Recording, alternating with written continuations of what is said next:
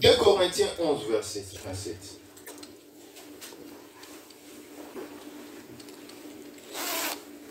deux Corinthiens, chapitre 11, verset 27. Voilà.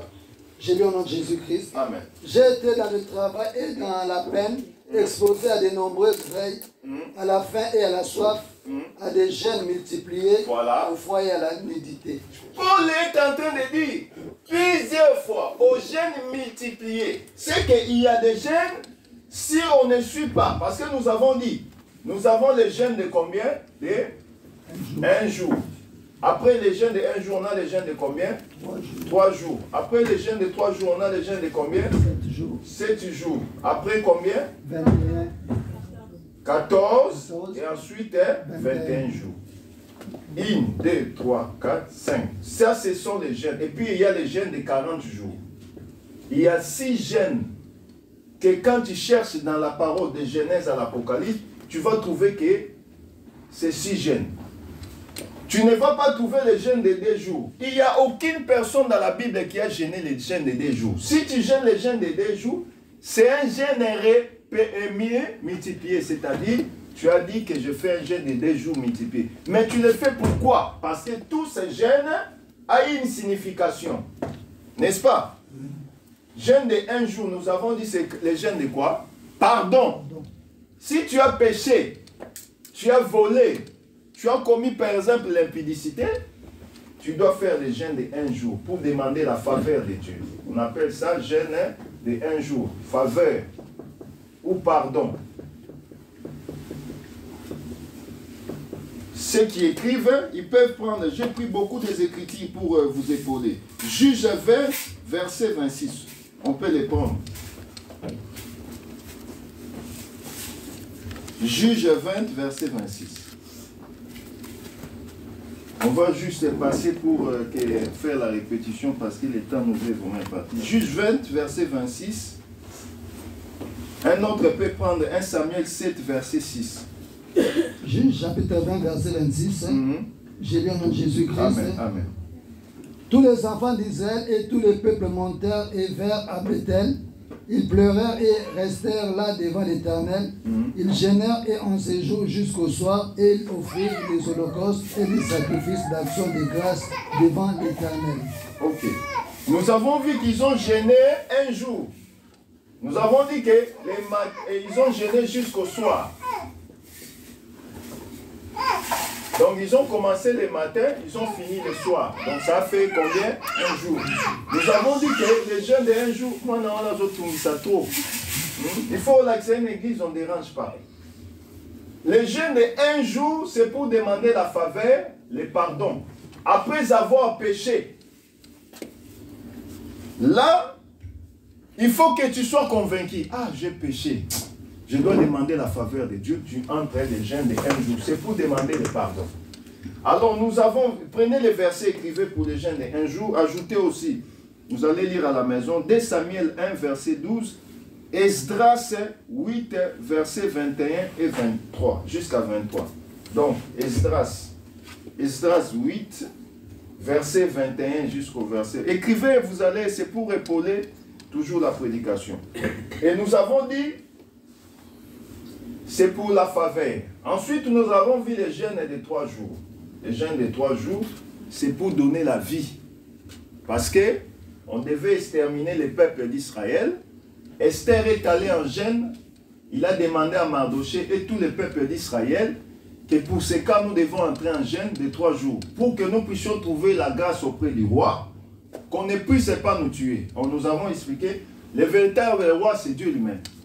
Si on veut avoir la vie, qu'on ne soit pas tué, il faut entrer demander la faveur. Quoi ça? Pour qu'on puisse avoir la vie, il faut entrer en jeûne de 3 jours. Esther a fait cela. Les enfants d'Israël ont fait cela. Jonas aussi. Il a fait 3 jours et 3 nuits dans les ventres du poisson. Prenons l'écriture vite fait. Esther 4. Esther 4, verset 15 à 16. On peut les lire vite fait pour que nous puissions juste épauler notre pensée. Esther 4, verset 15 et 16. Esther chapitre 4, versets 15 et 16, j'ai lu au nom de Jésus. Esther envoya dire à Mardoché, va, rassemble tous les Juifs qui se trouvent à Suisse et jeûnez pour moi, sans manger ni boire pendant 3 jours, ni la nuit ni les jours. Moi aussi, je jeûnerai de même avec mes servantes, puis j'entrerai chez le roi, malgré la loi, et si je dois périr, je périrai. Vous voyez, il a jeûné pendant 3 jours pour que le roi ne puisse pas les tuer. Il a bien dit que s'il faut qu'on puisse périr, je périrai. Donc, son souci était que la vie soit donnée pour qu'on ne puisse pas les tuer. Alors, j'aimerais préciser une chose pour les jeunes. Quand on gêne, la sortie du gêne, il faut avoir la solution. Si tu n'as pas la solution à ton problème pendant que tu as gêné, c'est que tu as gêné charnellement. Ou si tu as gêné de toi-même. Parce que dans toute la Bible, même ce que vous venez de lire, Esther, quand Esther est sortie, on les avait tués, oui ou non? Hein? On les avait tués, oui ou non? Non. Pourquoi on ne les a pas tués? Parce qu'ils ont changé la décision à travers quoi? Les jeûnes et la prière. Donc quand tu entres en jeûne et prière, Dieu te dit, jeûnez, prie. Ça devient au-dessus de la prière. Parce qu'il y a des démons, nous avons dit que certains démons, ils ne sortent que par la prière. C'est que la prière est simple. Si Dieu te recommande les jeûnes, c'est que le cas là est difficile. Donc quand il te donne la recommandation de prier, de faire les jeûnes, c'est que le problème, moi, on a un problème à passer, c'est difficile. Alors la prière seule ne suffit pas, il faut rajouter avec les jeûnes. Alors quand tu rajoutes avec les jeûnes, ça amplifie l'état spirituel de ce que tu fais comme recommandation pour que tu puisses avoir la solution automatiquement. C'est pourquoi quand tu pries avec les jeûnes et que tu ne trouves pas la solution, il faut te poser la question, comment je suis entré en jeûne et je n'ai pas eu la solution. Soit tu as gêné par tes motivations, comme les problèmes est sérieux, je dois entrer en jeûne, soit tu l'as fait de toi-même, charnellement. Mais si Dieu te dit, c'est pour avoir directement la solution. Est-ce qu'il me fait comprendre? C'est pourquoi vous voyez, prenez aussi acte 13, toujours pour appuyer. Acte 13, verset, et acte 9, verset, on commence par le verset 10.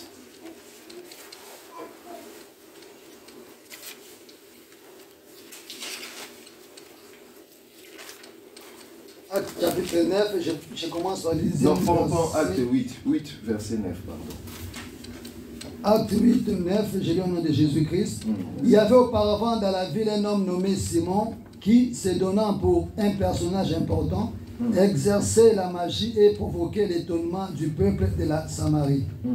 Tous, depuis les plus petits jusqu'aux plus grands, l'écoutaient attentivement et disaient, je suis, celui-ci est la puissance de Dieu, celle qui s'appelle la grande. Il écoutait attentivement parce qu'il les avait longtemps étonnés par ses actes de magie. Mais quand il eurent crié à Philippe, qui leur annonçait la bonne nouvelle du royaume de Dieu et du nom de Jésus-Christ, hommes et femmes se firent baptiser. Simon lui-même crut, et après avoir été baptisé, il ne quittait plus Philippe, et il voyait avec étonnement les miracles et les grands prodiges qui s'opéraient. Les apôtres qui étaient à Jérusalem, ayant appris que la Samarie avait reçu la parole de Dieu, y envoyèrent Pierre et Jean. Ceux-ci arrivés chez les Samaritains, prièrent pour eux, afin qu'ils reçussent le Saint-Esprit. Attends, non, je pense que je me suis trompé. Je cherche l'écriture, attends, où Paul est resté pendant 3 jours. Je pense que c'est dans le 9. Attendez, je vais voir ça.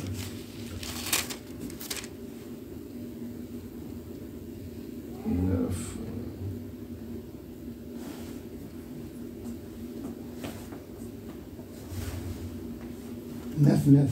Oui, lis ça s'il te plaît.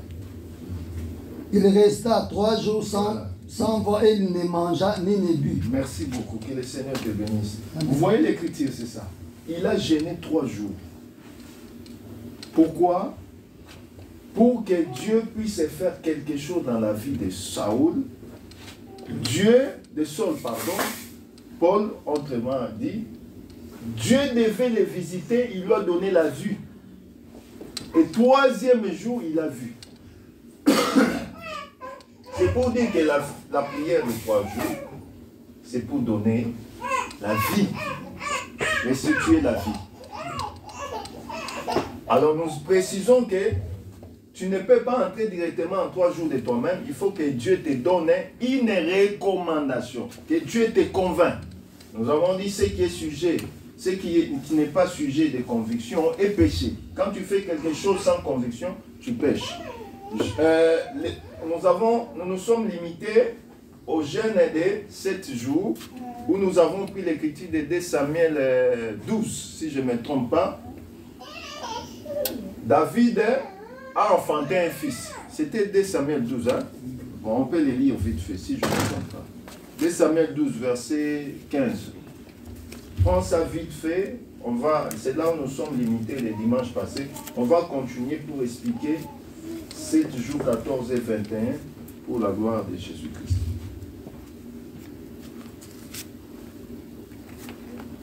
De Samuel 12, verset 15. 2 Samuel chapitre 12, verset 15, je lis au nom de Jésus-Christ. Et Nathan s'en alla dans sa maison. L'Éternel frappa l'enfant que la femme d'Uri avait enfanté à David. Il fut dangereusement malade. David pria Dieu pour l'enfant et jeûna. Et quand il rentra, il passa la nuit couché par terre. Les anciens de sa maison insistèrent auprès de lui pour le faire lever des terres. Mais il ne voulut point. Il ne mangea ne mangea rien avec eux. Le 7e jour, l'enfant mourut. Les serviteurs de David craignaient de lui annoncer que l'enfant était mort. Car ils disaient, voici lorsque l'enfant vivait encore, nous lui avons parlé et il ne nous a pas écoutés. Comment oserons-nous lui dire, l'enfant est mort? Il s'affligera bien davantage. David aperçut que ses serviteurs parlaient tout bas entre eux. Suivez là-bas, suivez là-bas. David aperçut que ses serviteurs parlaient tout bas entre eux et il comprit que l'enfant était mort. Il dit à ses serviteurs, l'enfant est-il mort? Et ils répondirent, il est mort. Alors David se leva de terre. Il se lava, soignit et changea de vêtements. Puis il alla dans la maison de l'Éternel et se prosterna. Amen, amen. Que le Seigneur te bénisse. Nous avons dit, je me répète encore une fois de plus, le jeûne prend fin quand il y a la réponse. C'est là où nous avons dit, tu fais le jeûne de 7 jours. Le 2e jour, tu as la réponse du problème que tu avais demandé à Dieu. Tu continues ou tu arrêtes? Tu arrêtes. Tu arrêtes. L'exemple est là. Il priait, mais il est entré en jeûne. Il n'avait pas programmé le jour, mais il est entré dans le jeûne pour prier. Il dit que je suis entré en jeûne pour prier. Mais pendant qu'il priait, le 7e jour du jeûne, l'enfant est mort. Lui, son problème était que le Seigneur puisse donner la réponse. L'enfant est malade. La solution, c'est quoi? Qu'il guérisse. Mais David, il dormait par terre. Un roi qui dort par terre, il se couche, il prie, il ne mange pas.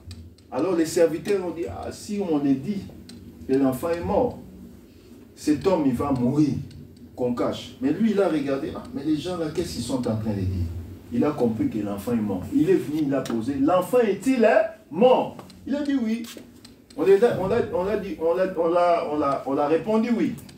On le voit directement. La personne qui gênait, il est allé se laver, il a arrêté le jeûne. Donc c'est pour lui, il a reçu la réponse. Parce que l'enfant est malade. On ne trouve pas la solution. Il est toujours malade. La solution c'était soit quoi? Qu'il meurt, soit il soit guéri. Comme le Seigneur l'a repris, c'est que c'est la réponse. Il a arrêté directement le jeûne. Il devait continuer, mais il a arrêté le 7e jour. Or, le 7e jour, c'est le jeûne de la restitution. Tu as un problème au boulot. On t'a licencié sans comment on appelle ça? Sans problème. Tu dis, ah Seigneur, pour ce problème, le Seigneur te convainc, entre en jeûne. Tu ne peux pas entrer les jeûnes de 3, entre les jeûnes de 7 jours pour te restituer ton travail. Et tu pries. Le 3e jour, tu as la réponse, on t'appelle, non, c'était une erreur. Tu arrêtes. Tu ne continues plus parce que même si tu avais dit que tu vas faire 7 jours, la réponse est déjà donnée. Tu arrêtes les jeûnes parce que tu as déjà la réponse. Est-ce que c'est compris? Donc les jeûnes de 7 jours, c'est le jeûne de la restitution.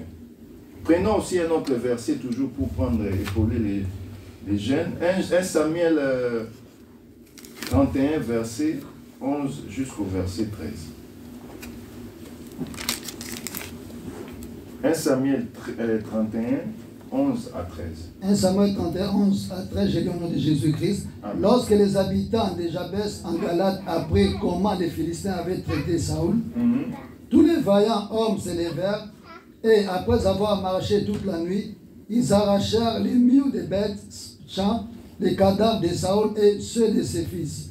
Puis ils revinrent à Jabès où ils les brûlèrent. Ils brûlèrent leurs os et les enterrèrent sous les Tarmassi à Jabès. Et ils gênèrent 7 jours. Voilà. On a tué Saoul. On a même fait la honte de son corps. Alors, comme Israël savent, ils ont la notion que la vie, pour restituer la vie, il faut que nous puissions faire les jeûnes de 7 jours. Ils sont entrés. Pourtant, Saoul et son fils Jonathan n'étaient pas ressuscités ou réveillés, pourrais-je dire. Mais ils savent que la vie, pour les restituer, il faut entrer dans les jeûnes de 7 jours. Donc les jeûnes de 7 jours, c'est pour restituer, par exemple, ce que tu as perdu. Tu sens que tu as perdu quelque chose. Pour que la chose soit restituée, il faut prendre les jeûnes de 7 jours. Alors, nous disons et nous martelons que tu ne peux pas faire cela de toi-même. Il faut que tu sois convaincu. Parce que la conviction, c'est le Saint-Esprit. Le Saint-Esprit doit te convaincre d'entrer en jeûne. Et nous allons maintenant expliquer les jeûnes de 14 jours. Les jeûnes de 14 jours, c'est aussi un jeûne que nous pouvons faire, mais toujours sous la recommandation divine. Mais nous devons savoir ceci. Israël, pour jeûner, il portait les sacs. Il s'est roulé à la cendre. Mais nous, aujourd'hui, nous ne devons plus faire cela parce que c'était symbolique. Aujourd'hui, si tu jeûnes, il faut bien être. Il ne faut pas faire comme certaines personnes aujourd'hui, quand ils jeûnent, ils veulent que toutes les personnes savent que tu jeûnes. Il est là, il ne brosse pas les dents, excusez-moi. Il ne brosse pas les dents, il se réveille le matin, il est là, triste. Nini, je suis un jeûne. Oh, toi tu es un jeûne envers Dieu, tu veux que tout le monde sache, je suis un jeûne. C'est pas bon. Prenons Matthieu 6, le Seigneur nous l'explique. Matthieu 6. Il nous donne l'état, l'attitude. Nous voulons expliquer l'attitude d'être en jeûne. Comment on peut jeûner? Si tu veux entrer en jeûne, comment tu peux être? Matthieu 6, commence par le verset 16. S'il te plaît. Matthieu chapitre 6, je commence par le 16e verset. J'ai le nom de Jésus-Christ. Amen. Lorsque vous jeûnez, ne prenez pas un air triste, comme les hypocrites, qui se rendent des visages tout défaits, pour montrer aux hommes qu'ils jeûnent. Voilà. Continue si je vous le dis en vérité, ils reçoivent leur récompense. Mais quand tu jeûnes, parfume ta tête et lave ton visage, afin de ne pas montrer aux hommes que tu jeûnes. Voilà. Mais à ton Père qui est là dans les lieux secrets, ton Père qui voit dans les secrets. On peut continuer, faute de temps, parce qu'il est déjà 40. À la maison, vous allez continuer. Quand quelqu'un gêne, il ne gêne pas pour les gens. Il ne faut même pas que les gens sachent que tu gênes. C'est pour toi et ton Dieu. Sois bien. Comme tu viens à l'église comme ça, proprement, tu gênes aussi proprement comme ça. Tu te réveilles le matin, tu brosses tes dents, tu te parfumes, tu t'habilles bien, et tu entres en jeûne, tu pries. Il ne faut pas que la personne sache que tu es en jeûne. Le monde il marche comme ça. C'est quoi? Ah, la matingomba. Non, ça c'est hypocrite. Ça c'est le pharisianisme. Sois calme. Oh, ça va, ma soeur, mon frère, bien. Tu finis aussi. Ah, tu étais en jeûne. Mais oui, je viens de finir mon jeûne. Ah bon? Ça ne se voit pas? C'est ça un enfant de Dieu. Mais tu verras la personne à Kangi qui t'emballe dans le tout, à bosser minuté, à jouer à... Non, ça c'est pas bon. Il faut appliquer l'écriture, vivre comme les écritures nous demandent de le faire. C'est pourquoi l'écriture nous demande d'être bien. Alors, nous allons marteler aussi une chose. Surtout quand on est marié, quand on gêne, on ne peut pas être en couple avec sa femme. Ça, c'est une erreur que les gens font. Je l'ai... Oui.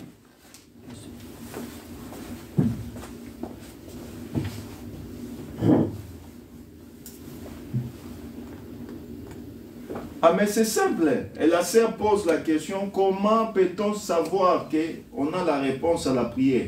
Tu as demandé, par exemple, que tu puisses tomber enceinte si tu as des problèmes, des complications. Mais quand tu entres en prière, en jeûne et prière, et que tu vas à l'hôpital, on te dit que tu es en retard. C'est déjà la réponse, non? C'est simple. Il n'y a pas de complications.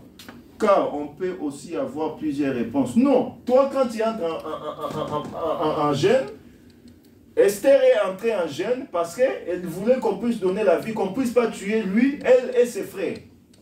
Sa prière était focalisée sur la vie d'elle et de ses frères. Quand toi tu es en prière, tu sais que je suis entré en prière juste pour que je puisse avoir l'enfant. Tu vas prier seulement ta prière focalisée, Seigneur, arrange mes trompes que je puisse concevoir. Arrange mes trompes que je puisse aussi avoir un bébé. Donne-moi un enfant. Quand le médecin, tu vas à l'hôpital par exemple, tu finis par exemple, pendant ta prière, tu verras les signes. Le Seigneur peut te répondre soit par la vision, soit par la voix audible, c'est-à-dire tu es là seul, mais tu entends comme si quelqu'un te parle. Par exemple, je vous donne un exemple. Tu vas la nuit, quelque part. Tu rentres chez toi. Il y a deux avenues. Tu es seul, mais tu entends une voix qui te dit ne va pas à gauche, ne va pas à gauche. Tu regardes à gauche, tu regardes à droite, tu es seul. C'est que c'est Dieu qui te parle, n'entre pas dans ces chemins, peut-être on peut te tuer. C'est ça la voix audible. Oh, Dieu parle et donne la réponse. Quand on entre en prière ou en jeûne, il peut te donner la réponse de plusieurs fois. Parce que l'Éternel dit, il parle d'une façon ou d'une autre. Il peut te donner la vision. Pendant que tu dors là, tu as la vision. Par exemple, tu es en train de transporter un bébé. Si tu as des problèmes de concevoir, tu es en train de transporter un bébé. Il t'a donné la réponse. Tu sais que dans les jours à venir, je vais avoir un bébé. Ou soit, tu as demandé que tu puisses avoir, je prends l'exemple des bébés. Et pendant que tu dors, tu entends la voix. Tu es seul dans ta chambre, tu entends la voix qui te dit, ah, mets les bébés dans les berceaux. Bébé Azate, je n'ai pas un bébé ici. Comment? La voix me dit, mets les bébés dans les berceaux. Tu te réveilles. Il y a beaucoup d'exemples. Samuel et Élie. Vous connaissez, non? Samuel, Dieu l'appelle. Mais il croit que c'est Élie qui l'appelle. Mais Élie lui dit, cette fois-ci, si tu entends la voix, il faut dire quoi? Seigneur, me voici. Donc, Dieu peut parler par la voix audible, il peut te donner la vision, il peut parler aussi par la prophétie. Toi, tu es entré en jeûne. Pendant que tu es entré en jeûne, il y a par exemple un homme de Dieu ou un frère de l'église vient te voir. Ah non, pendant que je dormais, Dieu m'a donné un message que tu es en train de transporter l'enfant ou tu es allé à la maternité pour donner naissance. Oh, lui ne sait pas que toi tu es en jeûne parce que les jeûnes, nous avons dit il ne faut pas jeûner comme les païens, il faut cacher. Tu te caches, les gens ne savent pas que toi tu es gêné, tu sors proprement, il y a Nanoti Naputu, j'ai rêvé, voilà. C'est une réponse. Toi tu dis, ah, gloire à Dieu. Ne lui dis pas aussi que, j'ai prié, je suis entré. Tu peux dire si le Seigneur te convainc. Mais toi-même, tu sais que le Seigneur m'a répondu. Donc, il y a plusieurs réponses où Dieu peut te donner. Il peut te donner par la vision, voix audible, ou par la prophétie aussi. C'est bien répondu, la sœur qui a posé la question. Donc, nous voyons que, pour les hommes, nous étions l'homme et la femme, quand ils sont mariés, quand ils sont en gêne, ils ne peuvent pas s'accoupler. Il faut réellement qu'ils s'abstiennent. Je vous donne un exemple. Une église où je priais en Suède, l'église des Nigériens. Je ne suis pas contre les Nigériens, mais c'est un cas isolé où moi-même j'ai trouvé. Je suis arrivé en Suède, il n'y a pas une église où prier. Je suis tombé sur cette église-là parce que je cherchais une église prier. Et quand je suis allé, c'est le moment où il devait être en prière, ou en retraite de jeûne et prière. Alors, qu'est-ce qui s'est passé? Le pasteur, nous on est au salon, lui il est allé dans la chambre, il fait l'amour avec sa femme, et puis il vient prier avec nous pendant qu'on est en jeûne et prière. Moi je regarde, je dis non, aux églises, c'est pas une bonne église. Comment nous on est en retraite? Avec lui, le pasteur, lui dort avec sa femme en chambre, et puis quand c'est l'heure de la prière, il vient sortir avec nous. J'ai fui. Mais oui, j'ai fui. On a fini seulement la prière les premiers jours. Quand on rentre là, je ne suis plus rentré. Parce qu'il contredit la parole. Moi, on ne m'a pas enseigné comme ça. Je ne peux pas aussi vous enseigner comme ça. Quand on gêne, on est en couple, on doit se séparer les corps. On ne peut pas faire s'accoupler jusqu'à ce qu'on va finir la prière. Et si l'homme même te bouscule, toi femme, viens, on s'accouple, il faut le blâmer. Tu le dis, mais l'Écriture ne dit pas ça. Vice versa, même si la femme demande, tu dois la demander, dire non, l'Écriture ne dit pas ça. Donc, il faut se séparer les corps jusqu'à ce que la prière va finir. Vous pouvez vous accoupler. C'est comme ça dans la doctrine. Et moi, j'ai fui cette église-là à cause de la chose, parce que le pasteur lui-même ne respecte pas la parole. Donc, c'est pourquoi nous devons respecter la parole. Nous allons expliquer cela parce que le temps est vraiment trop infime. Nous allons expliquer toutes ces choses pour la gloire de Jésus. Et s'il y a des questions, n'hésitez pas, comme la sœur a posé la question. Il faut réellement poser des questions. Donc, je laisse quelques minutes pour des questions, ensuite nous allons finir. Frère Brandon, je sais que tu as des questions. Questions. Questions, frère Papa JP. Questions, Boloa. Oh, il n'y a pas de questions. Papa, ok, nous continuons alors. Alors nous devons comprendre, quand les Romains sont arrivés en Israël, ils avaient trouvé qu'Israël avait leur façon de gêner, leur façon de prier. Par exemple, pour offrir, Israël offrait l'agneau. Mais les Romains ont amené, ils ont offert les porcs. Voyez-vous, ils ont changé. Oui, il y a la question? Oui, Mohamed voulait, s'il y a un verset par rapport à ça, pour que l'homme et la femme ne s'accouplent pas lorsqu'ils sont en gêne. Ah, ok. Je vais donner les versets. Alors, remarquez ceci. Israël, les Romains sont arrivés en Israël, ils ont tout changé. Même les calendriers. Israël a un calendrier de 30 jours. Mais les Romains ont changé, ils ont même un calendrier de 28 jours, de 29 jours et de 31 jours. Si aujourd'hui, les calendriers que nous utilisons, ce n'est pas les calendriers des Juifs, c'est les calendriers grégoriens. Et Rome, c'est pourquoi vous voyez février, par exemple, le mois de février, il y a des moments 28 jours, des moments 29 jours. Il y a d'autres mois, on a 30 jours, d'autres mois, on a 31 jours. Donc c'est un peu ça. Alors, pour la montre aussi, la montre que nous avons là, que j'ai portée, c'est les Romains qui ont amené cela. Israël n'a pas de montre comme nous ici. Et puis, ils ne comptent pas 1 heure, 2 heures, non. Et ils comptent les veilles, si c'est la nuit. Ils ont au total, je vais expliquer cela, pour que nous ne puissions pas... Je n'ai pas oublié la question de Maman Bibi, je vais le chercher, l'écriture bientôt. Israël, il a 6, 9, 3 et 12. Ça, c'est la montre d'Israël. Et ici, on appelle ça des veilles. Ils ont 4 veilles.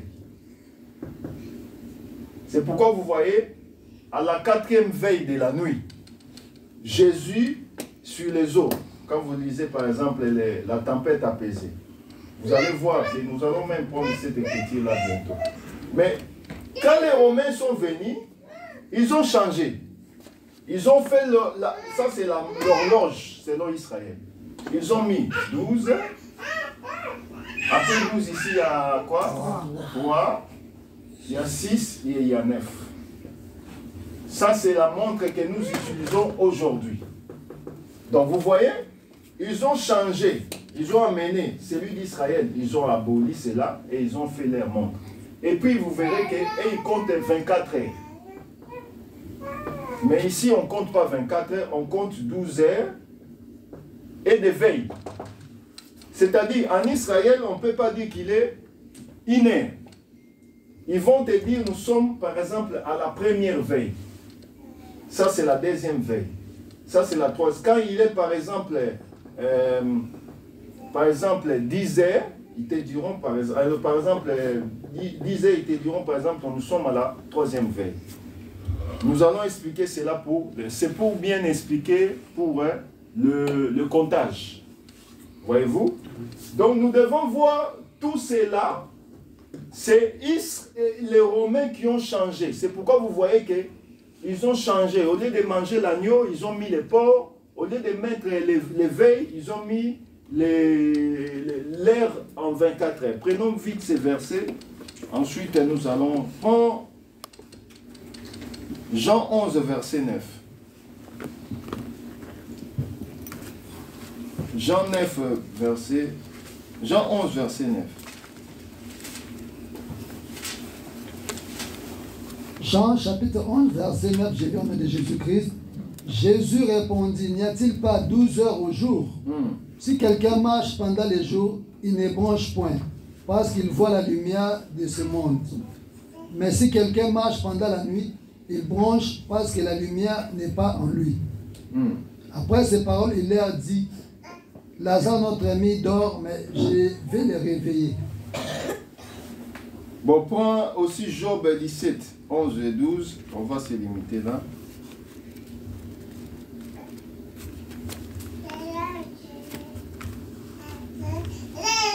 Job chapitre 17, versets 11 et 12, j'ai lu au nom de Jésus. Quoi? Les jours sont passés, mes projets sont anéantis, les projets qui remplissaient mon cœur. Et ils prétendent que la nuit, c'est le jour, que la lumière est proche quand les ténèbres sont là. Bon, prends la réponse de Maman Bibi. 1 Corinthiens 7, verset 5. Comme ça, on va finir par là. 1 Corinthiens 7, verset 5. 1 Corinthiens chapitre 7, verset 5, j'ai lu au nom de Jésus-Christ. Ne vous prouvez point l'un de l'autre, si ce n'est d'un commun accord, pour un temps, afin de vaquer à la prière, puis retourner ensemble de peur que Satan ne vous tente par votre incontinence. C'est ça. Donc, on ne peut pas se priver. Si vous n'êtes pas en prière, à moins que vous soyez en accord avec son mari, tu dis, ah non, ces temps-ci, nous, on ne va pas s'accoupler. D'un commun accord. Mais l'apôtre Paul lui précise, pour un temps, afin de vaquer, ne vous privez point l'un de l'autre, si ce n'est d'un commun accord. C'est-à-dire, si vous voulez vous priver, si vous êtes en couple, il faut que ça soit arrangé entre vous. Mais il dit ceci, afin de vaquer à la prière, puis retourner ensemble de peur que Satan ne vous tente par votre incontinence.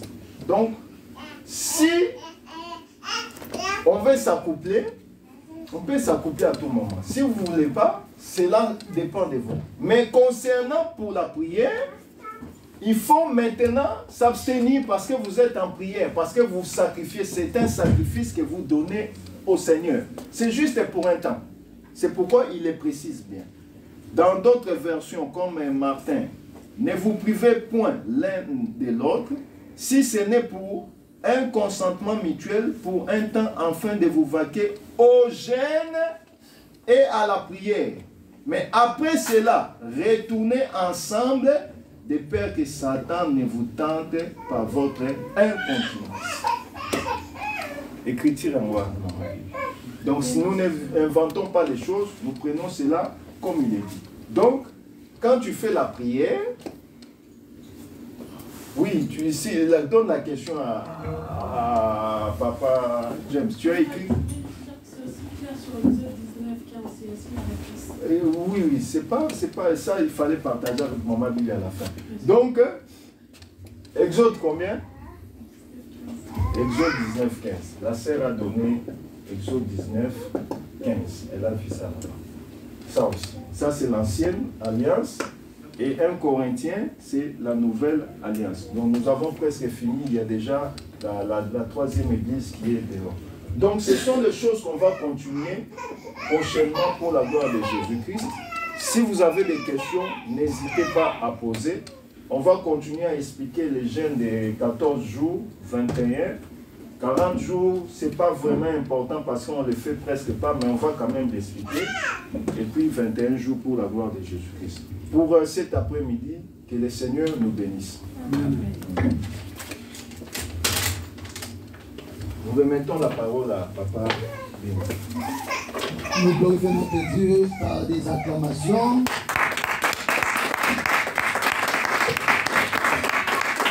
Que Dieu bénisse son serviteur. Que le nom de l'Éternel soit béni. Nous allons passer au